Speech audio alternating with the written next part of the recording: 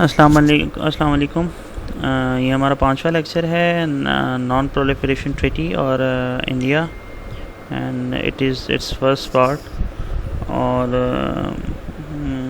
NPT is important and when it comes to India. Why? Because USA has added India into nuclear supply group. And this has actually affected the balance of power in between India and Pakistan. And this is why we have come up with this video, this lecture. NPT non-proliferation treaty and normally nuclear non proliferation treaty भी इसको कहा जाता है। तो इसमें कोई change नहीं है, both are same, non proliferation treaty and nuclear non proliferation treaty. अच्छा, proliferation, what does actually proliferation mean? Proliferation word जो स्पेसिफिकली इसका क्या मतलब है? Proliferation means to increase, to add, to multiply. और न्यूक्लियर नॉन प्रोलिफरेशन का मतलब है कि न्यूक्लियर से रिलेटेड मटेरियल की रोकथाम से रिलेटेड है कि एक स्टेट से दूसरी स्टेट का उनको ट्रांसफ़र होना।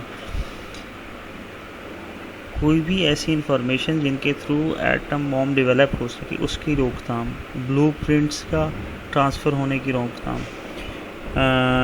मॉडल्स, डिफरेंट मॉडल्स होते हैं, जैसे गन टाइप होता है, सिलेंड्रिकल मॉडल होता है न्यूक्लियर वेपन में, उसका दूसरी स्टेट को ट्रांसफ़र होना, जिसे हम रिप्रोडक्शन भी कह सकते हैं। NPT के टोटल 3 पिलर्स हैं, जिसमें सबसे पहले है prevention of spread of nuclear weapon, दूसरा है इसकी एनर्जी को पीसफुल पर्पसेस के लिए यूज़ करना, तीसरा है डिसआर्मामेंट। अच्छा, सबसे पहले हम वन बाय वन इसको एक्सप्लेन करेंगे।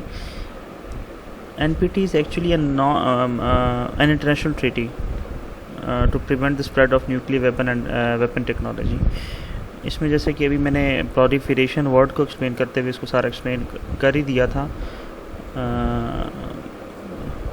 तो ये तो ऑलमोस्ट मैंने एक्सप्लेन कर दिया। अच्छा, let's go to the second point, to promote cooperation in peaceful use of nuclear technology.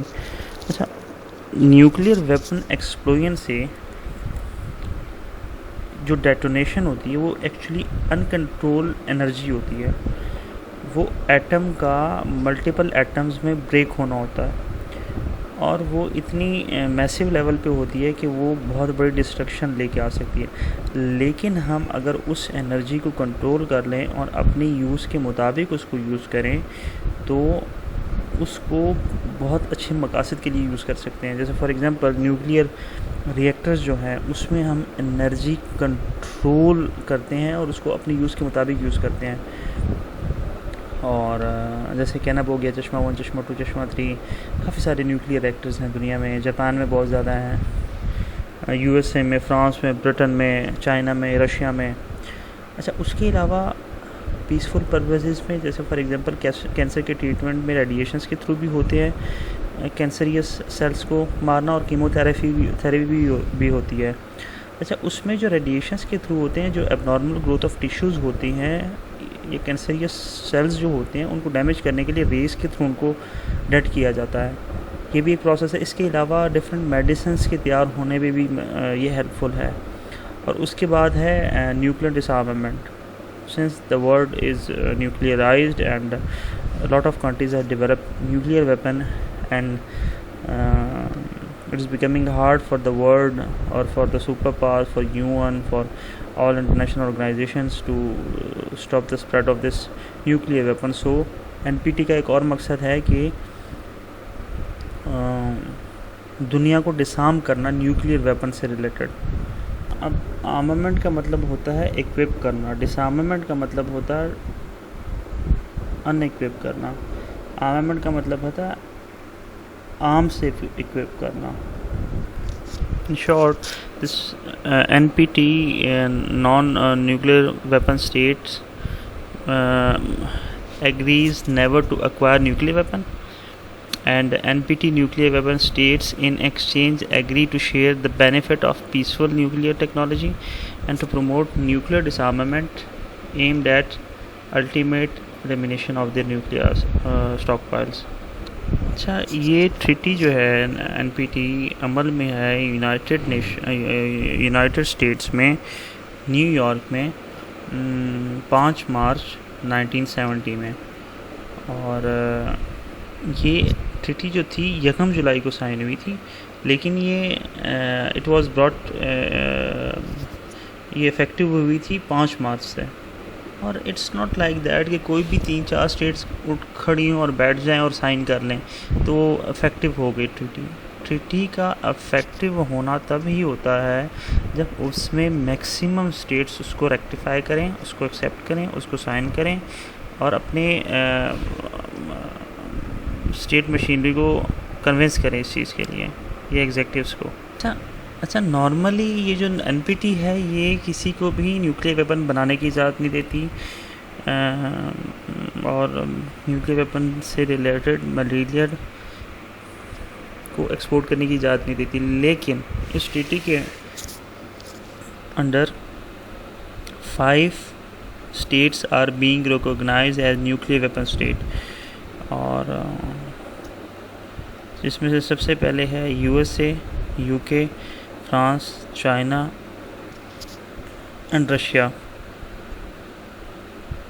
ये 5 जिनको एक्सेप्ट किया गया है, ये इनको P5 भी कहा जाता है और ये परमानेंट सिक्योरिटी काउंसिल के मेंबर्स हैं, सिक्योरिटी काउंसिल के परमानेंट मेंबर्स हैं ये, जिनके पास वीटो पावर भी है।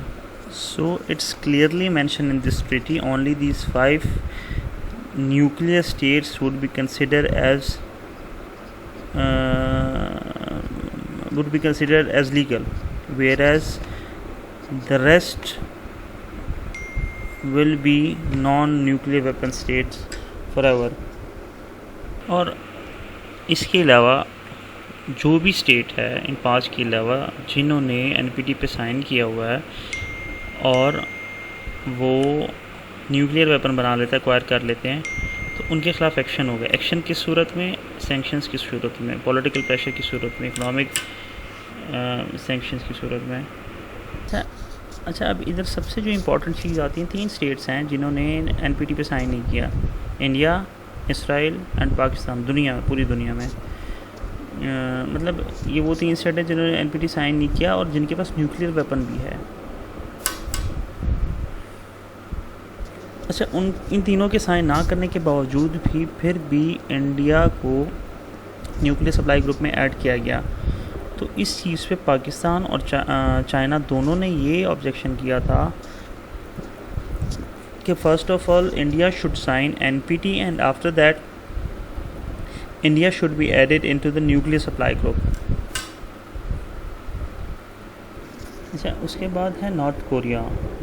North Korea has actually signed NPT 1985 और उसके बाद they have withdrawn from the treaty in 2003 and then onwards they have developed this nuclear weapon and they have breached every single thing of nuclear weapon. Like they have acquired this technology from abroad, they have developed the bomb, they have exploded it, and even they have developed such range of missiles which were being prohibited in NPT। अच्छा, दुनिया में total जितनी भी states हैं उन सब में 191 UN जो मेंबर स्टेट्स हैं उन्होंने एनपीटी को साइन किया है और इसके अलावा 5 ऐसे कंट्रीज़ हैं जिन्होंने इस पे साइन नहीं किया हुआ। उन 5 कंट्रीज़ के जो नाम हैं India, Israel, Pakistan, north Korea and south Sudan is the world latest country जो 2011 में इंडिपेंडेंट हुआ, उसने भी इसको ज्वाइन नहीं किया। सो ये 5th lecture non proliferation treaty in India, तो ये फर्स्ट पार्ट है इसका और ये आज इतना ही काफ़ी है। और इसके बाद मज़ीद कोई इससे रिलेटेड क्वेश्चन हुआ, you can ask me and I will share this lecture in the group. Thank you so much, stay blessed. तब के लिए अल्लाह हाफ़िज़, तब तक के लिए अल्लाह हाफ़िज़।